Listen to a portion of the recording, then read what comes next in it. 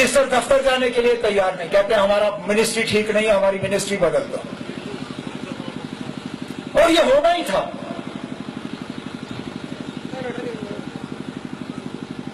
और इसके लिए कसूरवार सिर्फ और सिर्फ महबूबा मुफ्ती साहिबा है। आज अगर उसको कमजोर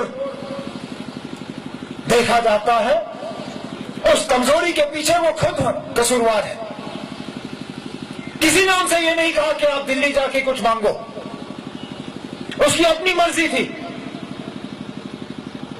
कहा कि ये एजेंडा फेल हो चुका, मुझे दिल्ली से सीबीएम मिलने चाहिए, नहीं तो मैं कुर्सी पे नहीं बैठूंगी।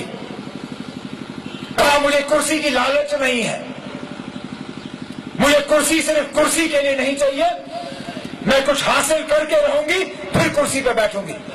महबूबा मुफ्ती साहिबा, आज मैं आपसे पूछना चाहता हूं, आपने क्या हासिल किया?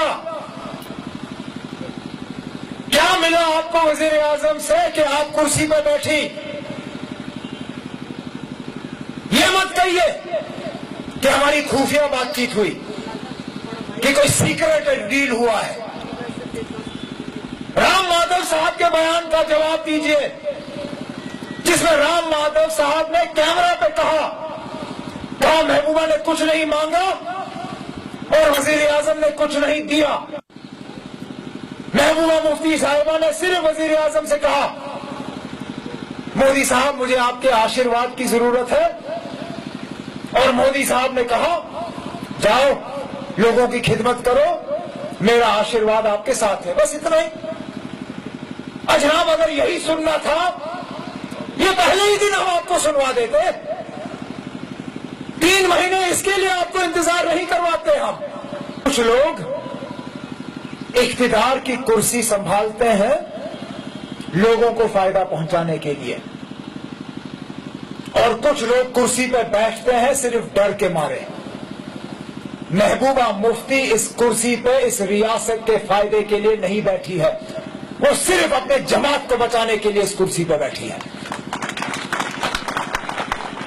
और जो शख्स डर के मारे किसी कुर्सी पर बैठे, वो उस कुर्सी के साथ कभी इंसाफ नहीं कर पाएगी, कभी नहीं, क्योंकि नीयत साफ नहीं है, इरादे सही नहीं है। अगर बैठना था तो हिम्मत करके बैठती, पहले दिन कहती कि हाँ मैं बैठूंगी और मैं इस रियासत के लिए ये चीजें मुकम्मल करके रहूंगी।